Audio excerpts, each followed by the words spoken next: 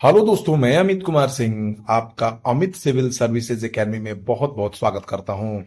दोस्तों, मेरे चैनल पर आपको डेली बिहार करंट अफेयर्स, राष्ट्रीय और अंतर्राष्ट्रीय घटनाओं के साथ देखने को मिलते हैं। इसके साथ साथ हमारे चैनल पर दोस्तों आपको बीपीएससी का फुल लेंथ टेस्ट भी देखने को मिलता है, जिसमें सारे डिटेल्ड एक्सप्लेनेशन के साथ आपको टेस्ट कराया जाता है। 3 टेस्ट डाला जा चुका है और 47 टेस्ट डाला जाएगा, जिससे आपकी बीपीएससी की संपूर्ण तैयारी हो जाएगी।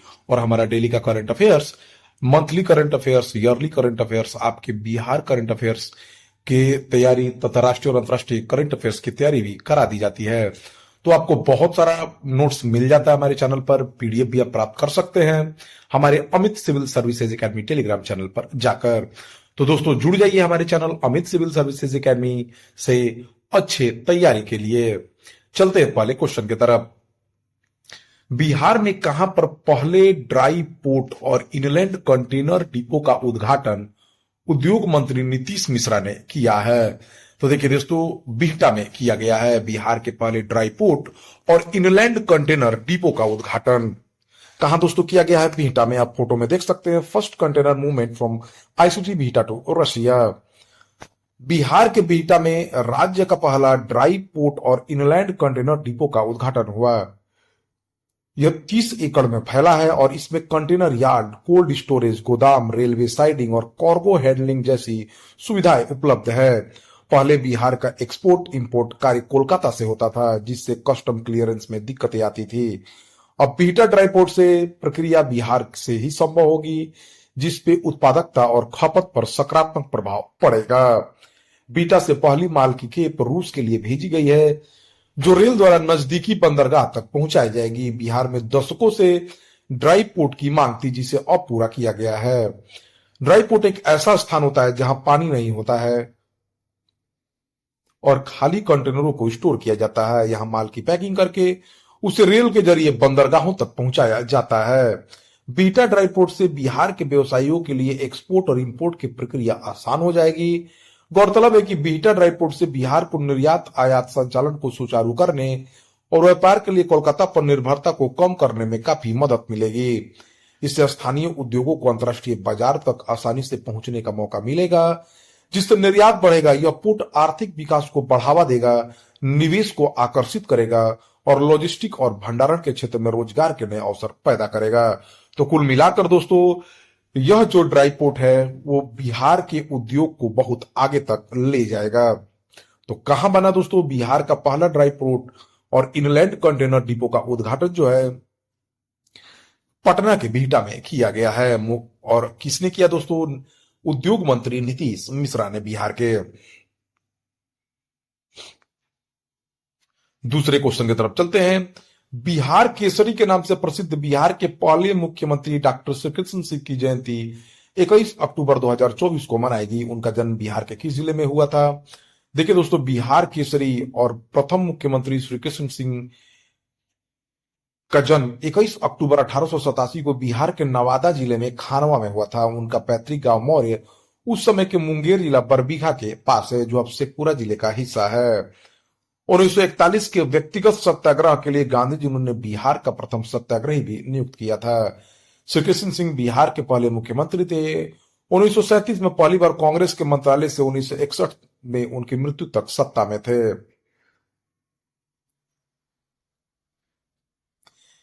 पीएम मोदी ने अयोध्या की तर्ज पर बिहार के किस हवाई अड्डे पर 912 करोड़ से वर्ल्ड क्लास टर्मिनल का उद्घाटन किया है बनाने का? देखिए दोस्तों, पीएम मोदी ने 20 अक्टूबर 2024 को बिहार के दरभंगा हवाई अड्डे में 912 करोड़ की लागत से बनने वाले टर्मिनल का उद्घाटन किया है। इस टर्मिनल को अयोध्या की तर्ज पर बनाया जाएगा। 24 एकड़ में रनवे होगा, 14 विमानों की इसमें पार्किंग होगी, एक साल में 43 लाख यात्रियों की इसमें क्षमता होगी दोस्तों। ठीक है, दरभंगा हवाई अड्डे पर 24 एकड़ पर रनवे भी बनेगा, एक साथ 14 विमानों के रहने की व्यवस्था होगी। एयरपोर्ट के नए सिविल एनक्लेव का निर्माण अयोध्या के तर्ज पर किया जाएगा। इसके साथ साथ बिहार में शंकरा आई अस्पताल की शाखा खोलने की घोषणा पीएम मोदी ने की है। तो दोस्तों, अयोध्या की तर्ज पर दरभंगा हवाई अड्डे पर 912 करोड़ से world class civil aviation terminal बनाया जाएगा। इंडिया चैम्बर ऑफ कॉमर्स का नया अध्यक्ष किसे नियुक्त किया गया है? तो दोस्तों अभ्युदय जिंदल को। राष्ट्रीय व्यापार संघ इंडियन चैम्बर ऑफ कॉमर्स के नए अध्यक्ष के रूप में जिंदल स्टेनलेस लिमिटेड के प्रबंध निदेशक अभ्युदय जिंदल को नियुक्त किया गया है। इसकी घोषणा नई दिल्ली में आयोजित आईसीसी के वार्षिक पूर्ण बैठक में की गई, जहां केंद्रीय वाणिज्य एवं उद्योग मंत्री पीयूष गोयल भी मुख्य अतिथि थे। उन्होंने ही अभ्युदय जिंदल को चैम्बर ऑफ कॉमर्स बनाया, अध्यक्ष नियुक्त किया।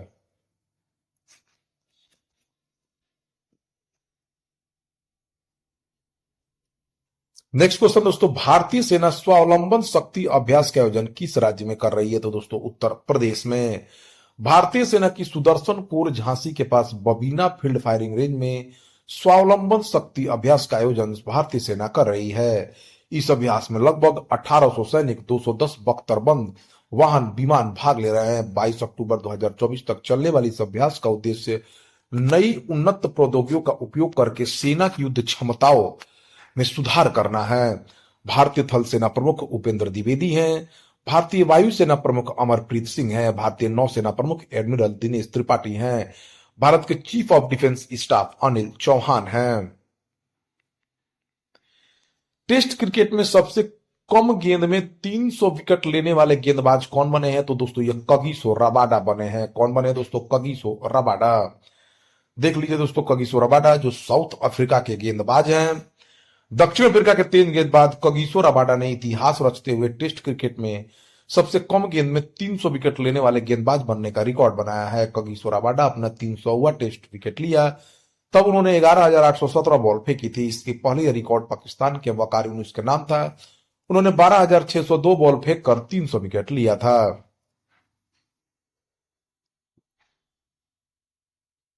ब्रिक्स शिखर सम्मेलन 2024 की मेजबानी कौन सा देश कर रहा है दोस्तों? तो रूस कर रहा है। वैश्विक राजनीतिक परिदृश्य के बदलते दौर में रूस के कजान में 22 से 24 अक्टूबर 2024 तक ब्रिक्स शिखर सम्मेलन का आयोजन किया जा रहा है, जिसकी मेजबानी रूस कर रहा है। इस शिखर सम्मेलन में रूस, चीन, भारत, दक्षिण अफ्रीका और 5 नए सदस्य मिस्र, ईरान, संयुक्त अरब अमीरात, सऊदी अरब और इथोपिया भाग ले रहे हैं। ब्रिक्स 5 उभरती अर्थव्यवस्थाओं का एक अंतर्राष्ट्रीय समूह है, जिसमें रूस, चीन, भारत, दक्षिण अफ्रीका शामिल हैं और चीन शामिल हैं। और दोस्तों मैं बताना चाहूंगा कि अभी नए सदस्य भी इसमें शामिल हो रहे हैं। ब्रिक्स की स्थापना 2009 में हुई थी। ब्रिक्स बैंक या न्यू डेवलपमेंट बैंक को फोर्टालेजा ब्राजील में छठे ब्रिक्स शिखर सम्मेलन के दौरान हस्ताक्षरित एक समझौते द्वारा विकसित किया गया था। ब्रिक्स बैंक का मुख्यालय संघाई में है। उड़ान योजना के तहत यूपी के किस जिले में पीएम मोदी ने नए हवाई अड्डे का उद्घाटन किया है? तो दोस्तों सहारनपुर में। पीएम मोदी ने उड़ान योजना के तहत रीवा मध्य प्रदेश, अंबिकापुर छत्तीसगढ़ और सहारनपुर उत्तर प्रदेश में हवाई अड्डों का उद्घाटन किया। सरकार ने हाल ही में उड़ान योजना को 10 वर्षों के लिए बढ़ा दिया है। इस पहल का उद्देश्य क्षेत्रीय कनेक्टिविटी को बढ़ावा देना है। उड़ान योजना दोस्तों का उद्देश्य उड़े देश का आम नागरिक, इसका मेन उद्देश्य है क्षेत्रीय हवाई संपर्क को बढ़ाना और विमान सेवा को अधिक किफायती बनाना है। इसे 21 अक्टूबर 2016 को 10 वर्षों के लिए शुरू किया गया। उत्तर प्रदेश के मुख्यमंत्री योगी आदित्यनाथ हैं। उत्तर प्रदेश के राज्यपाल आनंदीबेन पटेल हैं। राष्ट्रीय पैरा तैराकी चैंपियनशिप 2024 का आयोजन कहां किया जा रहा है? तो दोस्तों गोवा के पणजी में। राष्ट्रीय पैरा तैराकी चैंपियनशिप 2024 का आयोजन पणजी में किया जा रहा है। राजस्थान के लाखन सिंह ने पुरुषों की S400 मीटर फ्री स्टाइल स्पर्धा में स्वर्ण पदक जीता है और S600 मीटर फ्री स्टाइल में उत्कृष्ट प्रदर्शन करते हुए स्वर्ण पदक जीता है। भारत के खेल मंत्री डॉक्टर मनसुख मंडाविया है।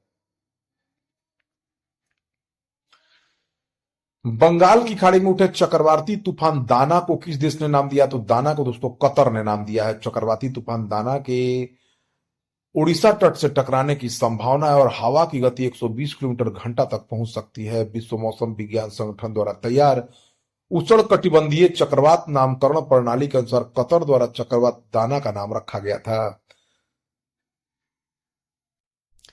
कतर अरब प्रायद्वीप के उत्तर पूर्वी तट पर स्थित इकलौता क्षेत्रीय प्रायद्वीपीय देश है। इसके दक्षिण में जहां सऊदी अरब है, वहीं से इस तीनों ओर फारस की खाड़ी है। एक तेल समृद्ध राष्ट्र के रूप में कतर दुनिया का दूसरा प्रति व्यक्ति सकल घरेलू उत्पाद समृद्ध देश है। राजधानी इसकी दोहा है। प्रधानमंत्री शेख खालिद बिन खलीफा बिन अब्दुल अजीज अल थानी हैं। राष्ट्रमंडल खेलों के 2026 संस्करण से कई खेलों को बाहर कर दिया गया है। इसका आयोजन कहाँ किया गया? देखिए दोस्तों, राष्ट्रमंडल खेलों के 2026 संस्करण से 9 खेलों को बाहर कर दिया गया है, जिसमें 6 ऐसे खेल हैं जिसमें भारत ने पिछले राष्ट्रमंडल खेलों में पदक जीता था। तो दोस्तों, ग्लासगो में आयोजन होगा 2026 राष्ट्रमंडल खेलों का। साल 2022 राष्ट्रमंडल खेलों में भारत ने जिन 12 खेलों में पदक जीता था, उनमें से 6 को 2026 संस्करण से बाहर कर दिया गया है, जिनमें badminton, cricket, hockey, squash, table tennis और कुश्ती शामिल हैं। राष्ट्रमंडल खेलों का 2026 संस्करण ग्लासगो में आयोजित किया जाएगा। साल 2022 में कॉमनवेल्थ गेम्स में भारत ने 22 स्वर्ण सहित 61 पदक जीते थे। प्रथम राष्ट्रमंडल खेल 1930 में हैमिल्टन, कनाडा में आयोजित किया गया था। 1934 में लंदन में आयोजित दूसरे राष्ट्रमंडल खेलों में भारत ने पहली बार भाग लिया। 2026 ग्लासगो में होने वाले कॉमनवेल्थ गेम्स में 9 गेमों को हटा दिया गया, जिसमें badminton, shooting, cricket, hockey, squash, table tennis, कुश्ती, ट्रायथलॉन और आर्चरी को बाहर कर दिया गया है। 5वें राष्ट्रीय जल पुरस्कार में राज्य श्रेणी में किसी 5वें राष्ट्रीय जल पुरस्कार से सम्मानित किया गया? तो दोस्तों, उड़ीसा को राष्ट्रपति द्रौपदी मुर्मू ने 22 अक्टूबर को नई दिल्ली में 5वें राष्ट्रीय जल पुरस्कार प्रदान किए। उड़ीसा को केंद्र सरकार की ओर से राष्ट्रीय जल पुरस्कार प्राप्त हुआ है। सर्वश्रेष्ठ राज्य की श्रेणी में उड़ीसा ने उत्तर प्रदेश को पीछे छोड़ा है। पुडुचेरी और गुजरात संयुक्त रूप से तीसरे स्थान पर रहे हैं। केंद्रीय जल शक्ति मंत्री CR पाटिल ने 14 अक्टूबर को राष्ट्रीय जल पुरस्कारों की घोषणा की थी। सर्वश्रेष्ठ जिला का अवार्ड दक्षिण से विशाखापट्टनम आंध्र प्रदेश, उत्तर पूर्व से धलाई त्रिपुरा, उत्तर से बांदा उत्तर प्रदेश और गंदेरबल जम्मू कश्मीर, संयुक्त रूप से पश्चिम से इंदौर मध्य प्रदेश और पूर्व से बालागिर उड़ीसा को मिला है। सर्वश्रेष्ठ ग्राम पंचायत का पुरस्कार अवार्ड पुलमपारा तिरुवनंतपुरम केरल को मिला है। सर्वश्रेष्ठ शहरी स्थानीय निकाय का अवार्ड सूरत गुजरात को मिला। सर्वश्रेष्ठ स्कूल या कॉलेज का अवार्ड सरकारी उच्च प्राथमिक विद्यालय जेठवांका बांस राजस्थान को मिला। सर्वश्रेष्ठ उद्योग का award Aravali power company private limited Haryana को। सर्वश्रेष्ठ जल उपयोगकर्ता संघ का award Pentakali project union of water user association Maharashtra को मिला है। सर्वश्रेष्ठ संस्थान का अवार्ड तमिलनाडु कृषि विश्वविद्यालय तमिलनाडु को मिला। सर्वश्रेष्ठ नागरिक समाज का award BAIF development research foundation Maharashtra को मिला। राष्ट्रीय जल पुरस्कारों की शुरुआत 2018 में हुई थी। यह पुरस्कार देश भर के विजेताओं को जल प्रबंधन में उनके योगदान के लिए मान्यता देता है। 5वें संस्करण के लिए 686 आवेदन प्राप्त हुए थे। भारतीय वायुसेना और सिंगापुर वायुसेना ने संयुक्त सैन्य अभ्यास में कहां भाग लिया? तो दोस्तों, पश्चिम बंगाल में। भारतीय वायुसेना और सिंगापुर वायुसेना ने 21 अक्टूबर 2024 को पश्चिम बंगाल के कलाईकुंडा वायुसेना स्टेशन पर संयुक्त सैन्य प्रशिक्षण अभ्यास शुरू किया। यह दोनों देशों के बीच संयुक्त सैन्य अभ्यास का 12वां संस्करण है। ITI सुखोई 30, MKI तेजस, MiG-29 और जगुआर विमान के साथ IAF भाग ले रही है। सिंगापुर के प्रधानमंत्री लॉरेंस वोंग हैं। भारतीय मूल के अर्थशास्त्री सिंगापुर के राष्ट्रपति बने हैं। उनका नाम थरमन सनमुगरत्नम है। दीपिका कुमारी ने तीरंदाजी विश्व कप फाइनल 2024 में कौन सा पदक जीत लिया है? तो दोस्तों, उन्होंने सिल्वर मेडल यानी रजत पदक जीता है। भारत की स्टार तीरंदाज दीपिका कुमारी ने 21 अक्टूबर 2024 को तीरंदाजी विश्व कप फाइनल 2024 में महिला रिकर्व कंपटीशन में सिल्वर मेडल जीता है।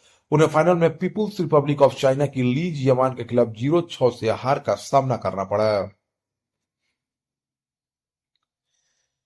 किस मंत्री ने असंगठित श्रमिकों के कल्याण के लिए ई श्रम वन स्टॉप सॉल्यूशन लॉन्च किया है? तो खेल मंत्री और केंद्रीय श्रम और रोजगार मंत्री डॉक्टर मनसुख मंडाविया ने। केंद्रीय श्रम एवं रोजगार मंत्री डॉक्टर मनसुख मंडाविया ने 21 अक्टूबर 2024 को नई दिल्ली राजधानी में ई श्रम वन स्टॉप सॉल्यूशन लॉन्च किया। यह प्लेटफॉर्म श्रमिकों को सरकार की ओर से दिए जाने वाले अनेक लाभों से जोड़कर पंजीकरण प्रक्रिया को आसान और अधिक पारदर्शी बनाएगा। ई श्रम वन स्टॉप सॉल्यूशन का मुख्य उद्देश्य असंगठित श्रमिकों के लिए पंजीकरण प्रक्रिया को सरल बनाना और सरकारी कल्याणकारी योजनाओं तक उनकी पहुंच को सुगम बनाना है। श्रम और रोजगार मंत्रालय द्वारा ई श्रम पोर्टल 26 अगस्त 2021 को लॉन्च किया गया था। ICC महिला T20 विश्व कप का 2024 का खिताब किसने जीता है? दोस्तों, तो न्यूजीलैंड, जिसे व्हाइट फर्न भी कहा जाता है, आईसीसी महिला T20 का नाम व्हाइट फर्न भी है, न्यूजीलैंड ने जीत लिया है। न्यूजीलैंड महिला क्रिकेट टीम ने 20 अक्टूबर 2024 को दुबई अंतर्राष्ट्रीय क्रिकेट स्टेडियम दुबई संयुक्त अरब अमीरात में खेले गए फाइनल में दक्षिण अफ्रीका को हराकर अपना पहला आईसीसी महिला T20 खिताब जीत लिया है। न्यूजीलैंड की ऑलराउंडर अमेलिया केर को सर्वश्रेष्ठ खिलाड़ी घोषित किया गया। आईसीसी प्रमुख जय शाह हैं, बीसीसीआई प्रमुख रोजर बिन्नी हैं। किस राज्य की कलाकार अदिति आनंद ने बाल श्रम पर आधारित कलाकृति के लिए ब्रिटेन में पुरस्कार जीता है? तो ये दोस्तों हरियाणा की रहने वाली हैं। हरियाणा के करनाल की रहने वाली एक उदयमान कलाकार को लंदन में विक्टोरिया और अल्बर्ट संग्रहालय के चित्रण पुरस्कारों में उभरते चित्रकार की श्रेणी में विजेता घोषित किया गया है। अदिति आनंद, जो 25 वर्षीय स्नातक और एंगलिया रस्किन यूनिवर्सिटी से पढ़ाई पूरी कर चुकी हैं, उनकी कला मैरीगोल्ड्स भारत की पृष्ठभूमि पर आधारित बाल श्रम और खोए हुए बच्चों की थीम को उजागर करती है। हरियाणा के मुख्यमंत्री नायब सिंह सैनी हैं। हरियाणा के राज्यपाल बंडारू दत्तात्रेय हैं। वर्ष 2023 के प्रतिष्ठित राष्ट्रीय किशोर कुमार पुरस्कार से किसे सम्मानित किया गया है? तो दोस्तों निर्देशक राजकुमार हिरानी को किशोर कुमार की विरासत को सम्मानित करते हुए प्रसिद्ध फिल्म निर्माता राजकुमार हिरानी को वर्ष 2023 के प्रतिष्ठित राष्ट्रीय किशोर कुमार पुरस्कार से सम्मानित किया गया है। यह पुरस्कार समारोह मध्य प्रदेश के खंडवा में आयोजित हुआ, जो कि महान गायक किशोर कुमार की जन्मभूमि है। यह आयोजन किशोर कुमार की 37वीं पुण्यतिथि के अवसर पर आयोजित किया गया था। इस पुरस्कार की स्थापना मध्य प्रदेश सरकार के संस्कृति विभाग द्वारा की गई थी। इसका उद्देश्य उन कलाकारों को सम्मानित करना है जिन्होंने भारतीय सिनेमा में विभिन्न क्षेत्रों में महत्वपूर्ण योगदान दिया है, ठीक उसी प्रकार जैसे किशोर कुमार ने दिया था। प्रतिष्ठित मानवतावादी पुरस्कार 2024 से किसे सम्मानित किया गया दोस्तों? तो मोहन जी को। 19 सितंबर 2024 को जोहान्सबर्ग दक्षिण अफ्रीका में वैश्विक मानवीय नेता मोहन जी को 90वें कॉन्शियस कंपनीज अवार्ड्स कार्यक्रम में उनके वैश्विक योगदान के लिए विशेष मानवतावादी सम्मान से सम्मानित किया गया। यह प्रतिष्ठित वार्षिक कार्यक्रम उन नैतिक और दूरदर्शी नेताओं को सम्मानित करता है जिनके कार्य जागरूक नेतृत्व को बढ़ावा देते हैं, लोगों को लाभ और उद्देश्य को एक साथ लाते हैं और एक बेहतर, अधिक टिकाऊ दुनिया को प्रोत्साहित करते हैं। मोहन जी को उनके वैश्विक मानवीय नेतृत्व के लिए एक विशेष पुरस्कार से सम्मानित किया गया। यह पुरस्कार उनकी करुणा, दया और अहिंसा पर आधारित है। शिक्षकों को मान्यता देता है जिसने 90 से अधिक देशों में हजारों लोगों के जीवन को प्रभावित किया है। तो दोस्तों यह रहा 21-22 अक्टूबर 2024 का बिहार करंट अफेयर्स, राष्ट्रीय और अंतर्राष्ट्रीय घटनाओं के साथ। ऐसे ही वीडियो प्राप्त करने के लिए आप हमारे चैनल से जुड़ जाइए। Thank you for watching my videos.